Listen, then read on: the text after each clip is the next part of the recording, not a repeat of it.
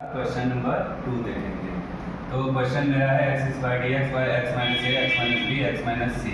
तो इसको हम लोग लेट कर लेंगे a by x minus a plus b by x minus b plus c by x minus c. तो अब हम लोग इसको लिख सकते हैं x square d x by x minus a x minus b x minus c. इसको हम लोग यहाँ पे एलसीएम लेते हैं। तो ये एलसीएम हो गया x minus a x minus b x minus c. A में इंटू करेंगे हम लोग एक्स माइनस बी और एक्स माइनस सी को, प्लस बी में इंटू करेंगे एक्स माइनस ए और x minus c, plus c में इंटू करेंगे हम लोग एक्स माइनस ए और एक्स माइनस बी।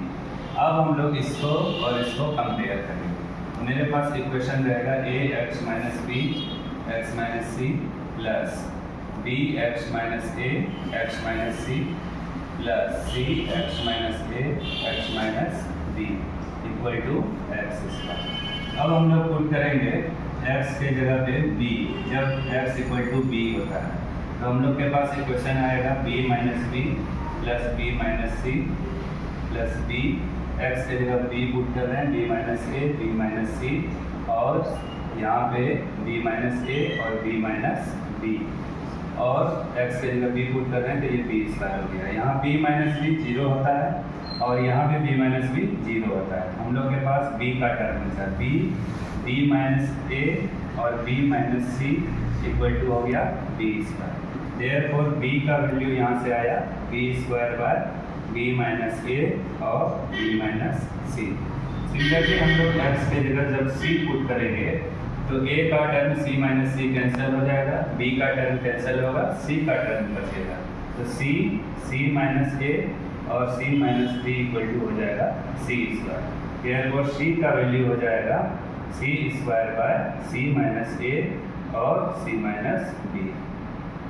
जब हम लोग x के जगह a पुट करेंगे तो हम लोग का b का टर्म कैंसिल होगा और c का टर्म कैंसिल होगा, सिर्फ a का टर्म आएगा। तो a x के जगह हम लोग लिख रहे हैं a minus b a minus c equal to a square. तो a का वैल्यू हो गया a square by a minus b और a minus c. Value find कर लिए थे तो इसमें a का वैल्यू है a square by a minus b a minus c, ये फाइंड किए थे। b का वैल्यू ये है लिख दिए हैं, c का वैल्यू ये। चूंकि ये कांस्टेंट टर्म है इसलिए इंटीग्रल के बाहर रखते हैं। तो अब हम लोग के पास इसका आंसर आ गया। ये तो कांस्टेंट टर्म है a minus b a minus c, और इसको हम लोग लिख सकते हैं log x माइनस a। फिर सेकंड में ये कांस्टेंट टर्म है b square by b minus a b minus c, और इसको हम लोग लिखेंगे log x माइनस b।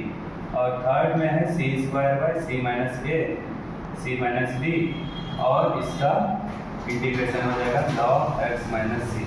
इस प्रकार से इस टाइप के पार्शियल फ्रैक्शन को हम लोग सॉल्व करते हैं। पहले a b c फाइंड करते हैं, उसके बाद उसका वैल्यू पुट करके उसको इंटीग्रेट करते हैं।